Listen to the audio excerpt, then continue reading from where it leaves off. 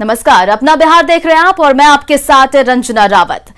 छपरा में एम्बुलेंस विवाद में अब जाप अध्यक्ष पप्पू यादव मुश्किल में फंसते दिख रहे हैं। पुलिस ने यहां उनके खिलाफ प्राथमिकी दर्ज करने की तैयारी शुरू कर दी है। सांसद राजीव प्रताप रूडी के एम्बुलेंस में तोड़फोड़ करने के मामले में यह प्राथमिकी दर्ज कराई जाएगी। सांसद प्रतिनिधि की सूचना पर डीएसपी ने खुद विश्व प्रभा सामुदायिक केंद्र पहुंचे, एम्बुलेंस का जायजा लिया और कहा कि जो भी विधि सम्मत कार्रवाई होगी वह की जाएगी।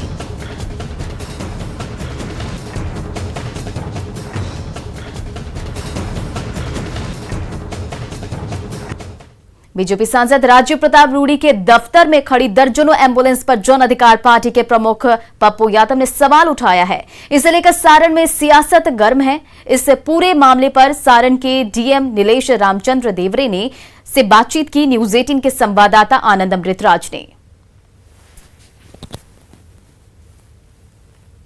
सर, अभी माहौल बहुत गर्म है एम्बुलेंस वाले प्रकरण को लेकर। सर, पप्पू यादव ने आरोप लगाया है कि जो एम्बुलेंस रखा हुआ था वो बिना ड्राइवर की वजह से, जैसा कि रूडी जी ने सफाई दिया कि बिना ड्राइवर की वजह से वो रखा हुआ था। वस्तु स्थिति क्या थी सर? इस एम्बुलेंस की पूरी कहानी क्या है? एम्बुलेंस का राज्य सरकार के स्वास्थ्य समिति की तरफ से भी संचालन होता है, जो 102 नंबर है।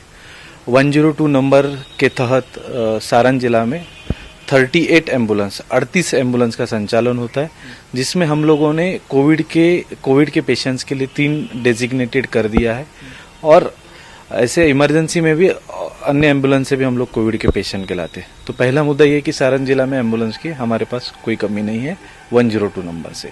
दूसरा, सांसद महोदय की तरफ से उनके एमपी लैड के फंड से जो एम्बुलेंस खरीदाया है वे पंचायत के स्तर पे उसको भी रन कराते हैं। तो अभी 6 तारीख की रात में उन्होंने मुझे लेटर लिख के अवगत कराया था कि उनके पास जो एम्बुलेंसेस है 60 से अधिक एम्बुलेंस है, उसमें से कुछ एम्बुलेंस ड्राइवर के अभाव पे नहीं चल रही है, जो उन्होंने मुझे सूचित किया था। शेष एम्बुलेंस उनकी चलती है। उन्होंने अपना एक कॉल सेंटर टाइप का अरेंजमेंट किया हुआ है, जिसमें लोग टोल फ्री नंबर पे मदद मांगते हैं और चाहे वो रोड ट्रैफिक एक्सीडेंट हो या अन्य चीज़ जहाँ पे एम्बुलेंस की ज़रूरत होती है, तो वो जीपीएस ट्रैकिंग के माध्यम से उनके एम्बुलेंस के थ्रू भी रोगियों को सेवा देने का काम करते हैं। सारण जिला में हम लोगों ने खास एम्बुलेंस के लिए एक नंबर जारी किया था, 4 तारीख से ही किया था। आप भी उस नंबर पे बात कर सकते। एम्बुलेंस के लिए अभी तक ना मेरे मोबाइल पे या ना हमारे कंट्रोल रूम पे कोई भी इमरजेंसी कॉल नहीं आया है और एम्बुलेंस की कोई कमी नहीं है। मैंने पहले भी आपको बताया कि जो 102 नंबर के तहत 38 एम्बुलेंस का संचालन हो रहा है और सर, सारण में कोई एम्बुलेंस की समस्या नहीं है। मैं आपको नंबर भी लगा के दिखा सकता हूँ, हमारा कंट्रोल रूम पे पूछ भी लीजिए। आज तक हमारे पास कोई शिकायत प्राप्त नहीं हुई है। तो चलिए, थे हमारे साथ सारण के जिलाधिकारी, जिन्होंने विस्तार से बताया कि एम्बुलेंस प्रकरण पर क्या कुछ सच्चाई है और इन्होंने ये भी जानकारी दी थी कि 40 एम्बुलेंस 2019-20 में एमपी लैड से खरीदा गया था, जिसमें कई सारे फंक्शनल हैं। कुछ ऐसे एम्बुलेंस रखे हुए थे जिनके पास ड्राइवर की समस्या थी। अब अगर समस्या कुछ भी होगी तो उस पर ड्राइवर मुहैया करा दिया जाएगा और वो भी एम्बुलेंस फंक्शनल हो जाएगा। फिलहाल एम्बुलेंस प्रकरण पर सारण में सियासत जारी है। कैमरामैन सुबोध के साथ आनंद अमृतराज, न्यूज 18 नेटवर्क, सारण। और हमारे संवाददाता आनंद अमृतराज इस वक्त लाइव है, जानेंगे क्या कुछ इस पर अपडेट है। जी आनंद, बताइए।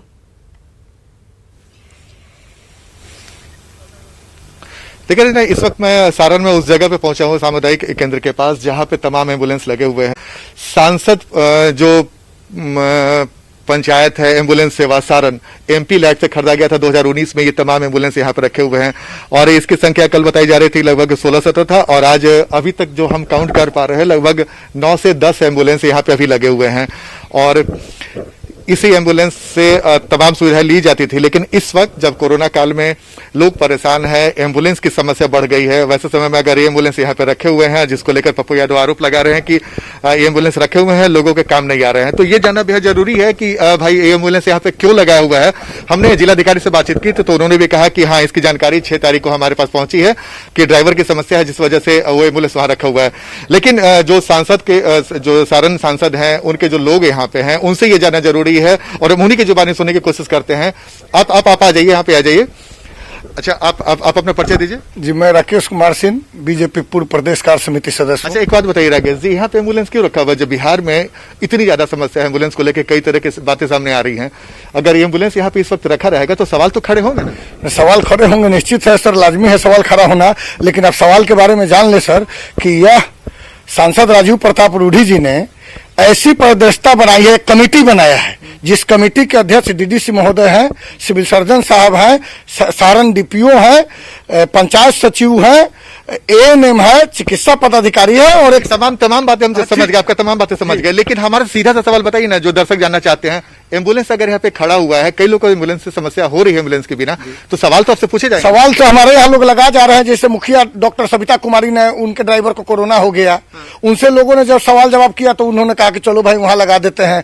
हमारे अकबरपुर के मुखिया है हरी सहनी, तो जिन लोगों को आप जिनके बारे में बता रहे हैं, जिन ड्राइवर को कि भाई उनके कोरोना हो गया है, तो कितना 10 दिन 15 दिन पहले हुआ होगा, ये कितने दिनों से लगा? ये हमारे 15 से 20 दिन से गाड़ी लगी हुई है। तो इसका मतलब कि ड्राइवर के बिना ये सब ऐसे रखा हुआ है? ड्राइवर के बिना ऐसे रखा हुआ। तो क्या पूरे सारण में आपको ड्राइवर नहीं मिल पाया? नहीं, हम लोग ड्राइवर का 3 तारीख को सर वैकेंसी भी निकाला है कि भाई जिसको जो भी स्वेच्छा से गाड़ी चलाना चाहते हैं वो आए और अपना गाड़ी उनको चलाने के लिए। चलिए, हम मान लीजिए हम आपके बातों पर सवाल नहीं खड़े कर रहे हैं, लेकिन आप बता रहे हैं कि 10 से 15 दिन से ऐसे एम्बुलेंस रखे हुए हैं और ड्राइवर के लिए 3 तारीख को आप निकाले हैं, तो देखिए एक सवाल तो उठेगा ना। सवाल है कि इस वक्त आपको पता है ना कि एम्बुलेंस को लेकर कितना क्राइसिस चल रहा है? जी बिल्कुल बिल्कुल बिल्कुल क्राइसिस। इस बात की जानकारी जैसे सांसद महोदय ने 6 तारीख को डीएम को पत्र लिखा कि भाई हमें ड्राइवर नहीं है, अगर ड्राइवर की व्यवस्था हो सके तो ई चलाइए। तो यही तो सवाल है ना कि अगर ड्राइवर के बिना। अच्छा, ये पीछे क्या है? ये जो पूरा भवन है, इसको क्या कहते हैं? ये विश्वप्रभा सामुदायिक पंचायत भवन के तौर। अच्छा, यहाँ पे कौशल विकास केंद्र का ट्रेनिंग भी होता है ना? कौशल विकास का ट्रेनिंग भी होता है। यहाँ पे कई तरह का ट्रेनिंग होता होगा? जी बिल्कुल। तो ड्राइवर लोग को भी ट्रेनिंग मिलता होगा? ड्राइवर का भी ट्रेनिंग मिलता था। तो ड्राइवर सारण में नहीं मिला आप लोगों को? सारण में ड्राइवर मिलता तो हम लोग फिर आखिर जिलाधिकारी महोदय को किस हिसाब से पत्र लिखते? हमारे पास ड्राइवर नहीं था, ये जिम्मेवारी मुखिया जी लोग का था। जैसे आपके बगल में दाहिने साइड में सत्येंद्र सिंह मुखिया है, इनको हम लोगों ने गाड़ी दिया, मार्च में गाड़ी दिया, और आज के समय में 1 लाख। हम आपकी मंशा पे तनिक भी सवाल नहीं खड़ा कर रहे। हमारा सीधा सा सवाल है, अगर हम यहाँ पर पहुंचेंगे और हम जिस भवन के आगे खड़े हैं तो मालूम चला कि कौशल विकास केंद्र है, शायद यहाँ पर ट्रेनिंग वगैरह होता था। चलिए, एक मुखिया जी भी हैं, इनसे भी जान लेते हैं। आप अभी चलाते हैं ये? जी जी जी। तो अभी आपका एम्बुलेंस चल रहा है? जी, मेरा एम्बुलेंस चल रहा है। तो आपके अगल बगल के जो गांव के लोग हैं मुखिया, वहाँ लोग चल रहे हैं? जी जी, नहीं, वहाँ वो लोग जमा कर दिया है। इस कोरोना काल में ड्राइवर के चलते वो लोग जमा कर दिया है। लेकिन एक बात जान लिया जाए सर, आपके चैनल के माध्यम से आपको बताना चाहते हैं कि हमारे माननीय सांसद, लोकप्रिय सांसद राजीव प्रताप रूढ़ी जी ने जो कार्य किया है। बिल्कुल, हम आपको वही तो बता रहे कि हम कहाँ सवाल खड़े कर रहे हैं। हम तो भाई पप्पू यादव ने जो सवाल खड़ा किया, हम आपसे सवाल सिर्फ पूछ रहे हैं। आपका नाम क्या है? संजीव कुमार सिंह है। आप चला रहे हैं अभी? नहीं, हम एम्बुलेंस का यहाँ पे मॉनिटरिंग में थे। और यहाँ पे हमारा जो सांसद प्रतिनिधि के तौर पर बीच में हम देख रहे थे। इधर भी जो है काफी दिनों से हम लोग ड्राइवर के लिए काफी परेशान है। तो आप अगर आपको ड्राइवर की समस्या थी तो आपने कहीं इंतजाम करने की कोशिश की? जी, 3 तारीख को हम लोग के ओर से पूरा व्हाट्सएप पर, ये सब पर भी निकाला गया है। 3 तारीख को आपने दिया, आज 8 तारीख है, 5 दिन का अंतराल हुआ। तो ये तो एम्बुलेंस तो शायद 10-15 दिन पहले से भी लगा हुआ। नहीं, तो वही ना बोल रहे हैं कि पहले जो हम मुखिया जी लोग को अलॉट किया गया था, तो मुखिया जी के लोग के पास ड्राइवर कोविड के चलते भागना शुरू हुआ, भगदड़ मच गया। तो मुखिया जी लोग के पास रहता था तो प्रेशर स्थानीय लोग बनाता था, किसी का तबीयत खराब होता था तो वो बनाता था कि आपके पास एम्बुलेंस है, हमको दीजिए, हमको लेके भागना है। अच्छा, इसी से बचने के लिए सर वैसे एम्बुलेंस है? मुखिया लोग जो है कम्युनिटी सेंटर पर जिनको अपना परेशानी से बचना है तो लगा दिया। किसी एम्बुलेंस का थोड़ा सा अपडेट कोई कागज नहीं। ऐसे एम्बुलेंस की संख्या कितनी है यहाँ पे? कितना एम्बुलेंस यहाँ पे? इधर बढ़ गया है, करीब 7-8 इधर बढ़ा है। नहीं तो पहले तो 1-2 जो ब्रेक डाउन था वही था। अभी कल पप्पू यादव का दावा है कि 30 से ज्यादा था, लेकिन हमारे पास जानकारी एकदम गलत। पप्पू यादव अभी कॉन्फ्रेंस में कर रहे हैं, उसमें भी फोटो दिखा रहे हैं, तो कहाँ 30-40 दिखाई दे रहा है। यहाँ पे कितना एम्बुलेंस है? अभी तो 10 ठो है। अभी 10 है। हमारे स्थानीय सहयोगी हमारे साथ हैं, हम उनसे भी रंजनाथ को बात कराते हैं, क्योंकि लगातार कल से ये भी निगरानी दे रहे हैं। आप इधर आ जाइए। यहाँ पे कल जब आप पहुंचे थे तो कितने एम्बुलेंस थे? करीब 16-17 एम्बुलेंस यहाँ पे खड़े थे लगभग थे, उसमें जो कि खड़े थे और वो स्टार्ट होने की स्थिति में नहीं थे, कोई स्टार्ट भी नहीं कर पा रहा था। उसका यहाँ पे एक अफरा तफरी की स्थिति बन गई, क्योंकि बहुत सारे लोग आ गए, सब अचानक हटाने लगे थे यहाँ पे। यानी कि जितना भी एम्बुलेंस यहाँ पे था उसकी स्थिति ठीक नहीं थी। उस समय ठीक नहीं था। सुबह में भी हमारे मतलब वो अगर ड्राइवर मुहैया हो भी जाता तो गाड़ी चलने की स्थिति में नहीं थी। कई दिनों से सबका बैटरी डाउन था और कोई प्रॉब्लम नहीं थी, बैटरी डाउन था। सुबह में भी हम आए तो हमारे सामने भी ये लोग चालू करने जी की कोशिश आनंद। किए, सबका अधिकांश का बैटरी डाउन था। बैटरी जैसे ही ठीक हुआ, चार्ज हुआ, वो फिर से चलने लगे वो। जी आनंद, तमाम जानकारियों के लिए शुक्रिया। और इस वक्त एम्बुलेंस को लेकर सियासत गर्म है और आपने सीधी तस्वीरें देखी कि किस तरह से क्या कुछ चल रहा है। अब कोरोना संकट के बीच मौजूदा दौर में ऑक्सीजन के अलावा अगर सबसे ज्यादा किसी चीज की जरूरत है तो वो है लाइफ सपोर्ट वेंटिलेटर से लैस एम्बुलेंस की। लेकिन बक्सर में 5 हाईटेक एम्बुलेंस सरकारी लापरवाही की वजह से वर्कशॉप में धूल खा रही है। जायजा लिया न्यूज 18 के संवाददाता पुष्पराज ने।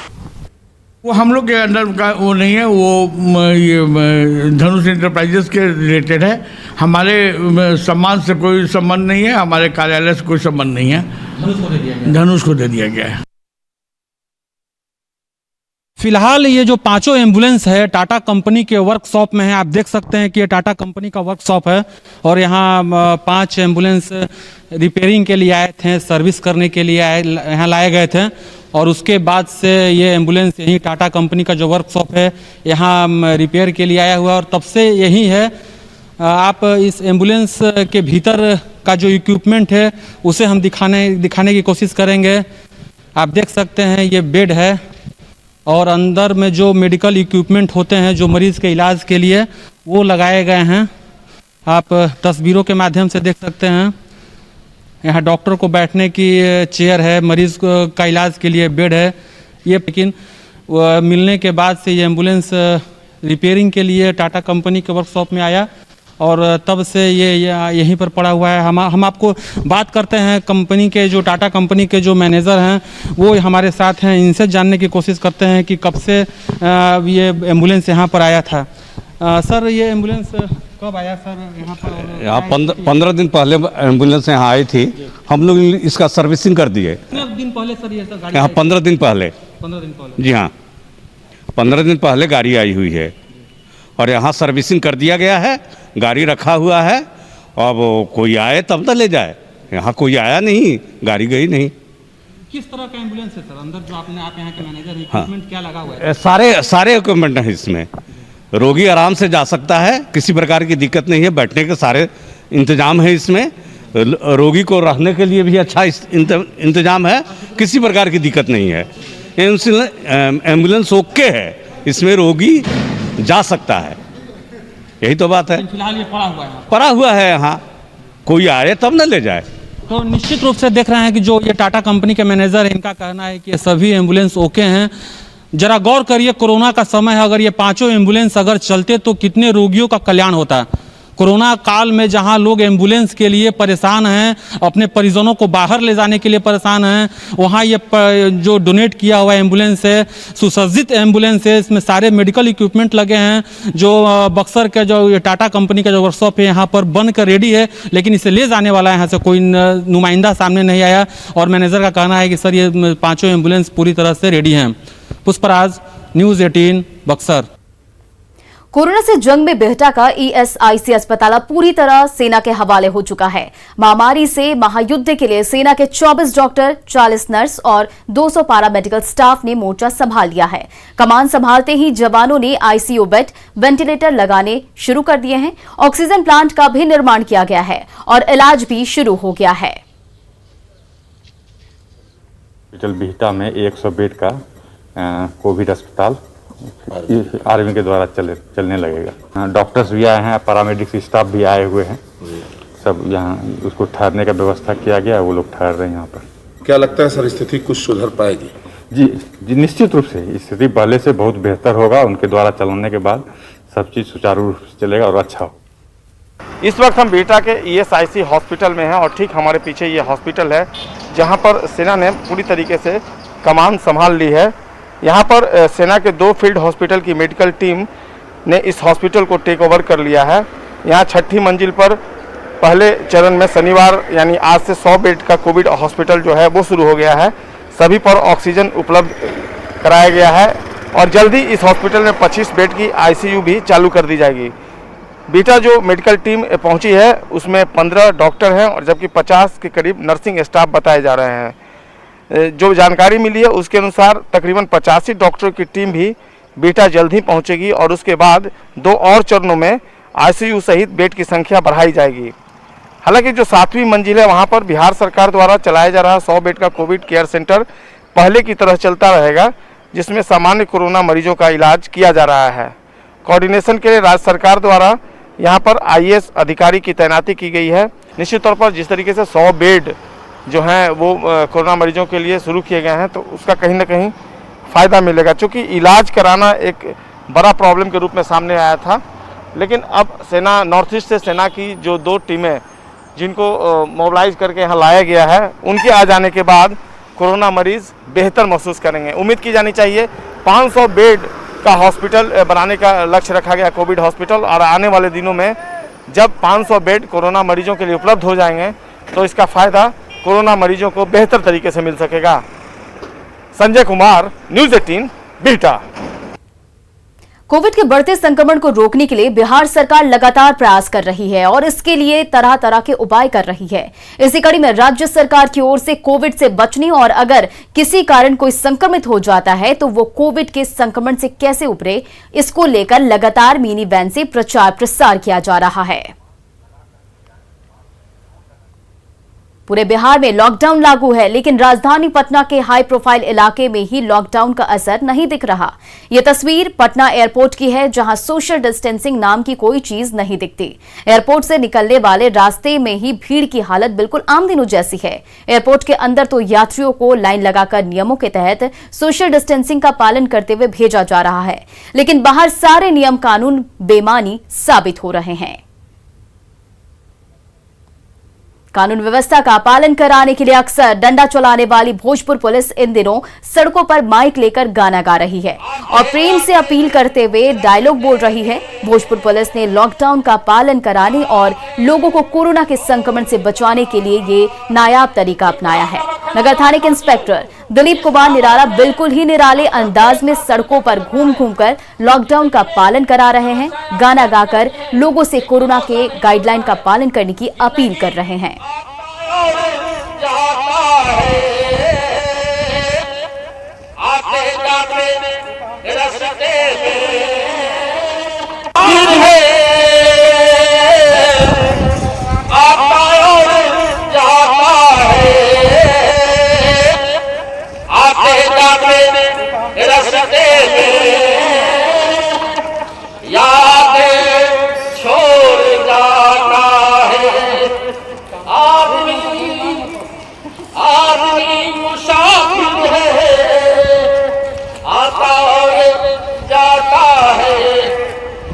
इस महामारी में हम आपके साथ हैं।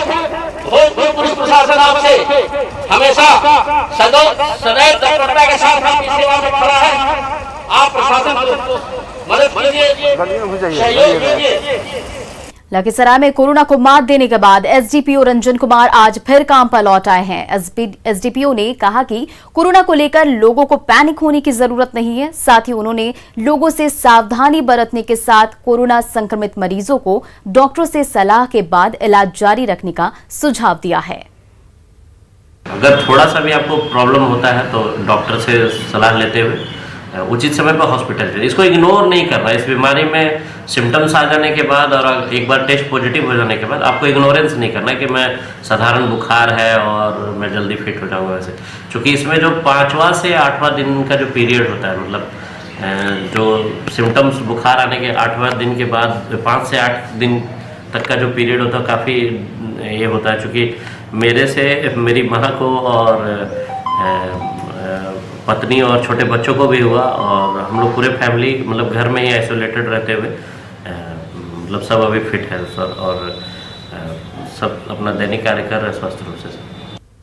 औरंगाबाद में लॉकडाउन के दौरान किसी को भी भूखा नहीं रहना पड़े, इसे लेकर जिला प्रशासन ने हर एक प्रखंड में कम्युनिटी किचन की व्यवस्था की है, जिसमें जरूरतमंदों को खाना खिलाया जा रहा है। जायजा लिया न्यूज़ 18 के संवाददाता संजय सिन्हा ने। लॉकडाउन में अगर सबसे ज्यादा परेशानी किसी को हो रही है तो वो है रोज कमाने और खाने वाले। उनके सामने भोजन की समस्या, खाने पीने की समस्या उत्पन्न हो गई है, लेकिन जिला प्रशासन ने ऐसे लोगों के लिए भी इंतजाम कर रखे हैं बाकायदा सामुदायिक रसोई चला रखा है और इस रसोई के तहत वैसे लोगों को भोजन उपलब्ध कराया जा रहा है जो कि इस तरह का जो अपनी व्यवस्था खाने की व्यवस्था कर पाने में अक्षम है। आप तस्वीरों में देख सकते हैं यहाँ पर बहुत सारे ऐसे लोग हैं जो खाना खा रहे हैं और खाना वैसे लोग हैं जो अपनी भोजन की व्यवस्था नहीं कर सकते हैं लॉकडाउन के दौरान, क्योंकि इन्हें न तो मजदूरी मिल पा रही है और न कोई काम मिल पा रहा है। ऐसे में ये लोग जो हैं इनके समक्ष जो है रोजी रोटी की समस्या, भूखे जो भोजन की समस्या होती है वो उत्पन्न हो गई थी। ऐसी स्थिति में जिला प्रशासन ने आपदा प्रबंधन विभाग के तरफ से सामुदायिक रसोई चला रखा है, जिसमें ऐसे लोग आते हैं और भोजन करते हैं और भोजन इनको दोनों टाइम सुबह शाम दोनों टाइम भोजन उपलब्ध कराया जाता है। यहाँ पर मौजूद हैं सदर अंचल के सीओ हैं, हम उनसे बात करते हैं कि ये कैसी व्यवस्था है और इसके तहत क्या क्या सुविधा दी जा रही है। सर, ये क्या व्यवस्था है?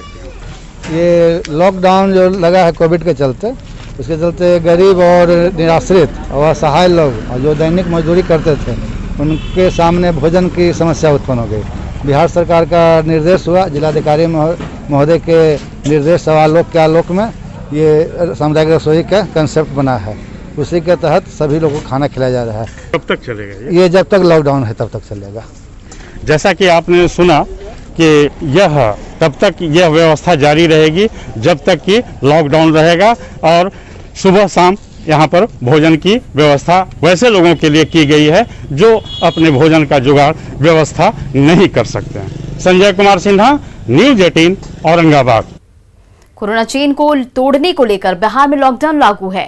वैसे में कोई गरीब भूखा ना रहे, इसके लिए जमुई में जिला प्रशासन ने कम्युनिटी किचन खोला है। बस स्टैंड के पास एक सरकारी भवन में कोविड नियमों का पालन करवाते हुए लोगों को भोजन कराया जा रहा है। कम्युनिटी किचन का जायजा लिया न्यूज़ 18 के संवाददाता केसी कुंदन ने।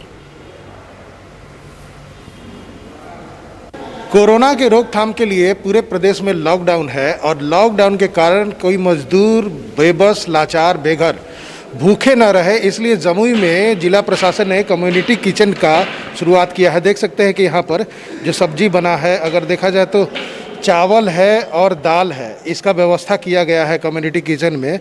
जमुई शहर का जो स्टैंड है, बस स्टैंड है, वहाँ पर एक सरकारी भवन है, यहाँ पर वो कम्युनिटी किचन चल रहा है। जिला प्रशासन ने इसका इंतज़ाम किया है, जहाँ पर तमाम चीज़ों का ख्याल रखते हुए जो कोविड का गाइडलाइन है उसका पालन करते हुए जो गरीब लोग हैं, मजबूर हैं, बेघर हैं, लाचार हैं और जिनको खास करके मजदूर किस्म के लोग हैं जो अभी काम जिनके पास नहीं है, रोज़गार नहीं मिल रहा है और वो भूखे नहीं रहें, मतलब कहने का मतलब उनका भी ध्यान रखा गया है यहाँ पर जिला प्रशासन के द्वारा।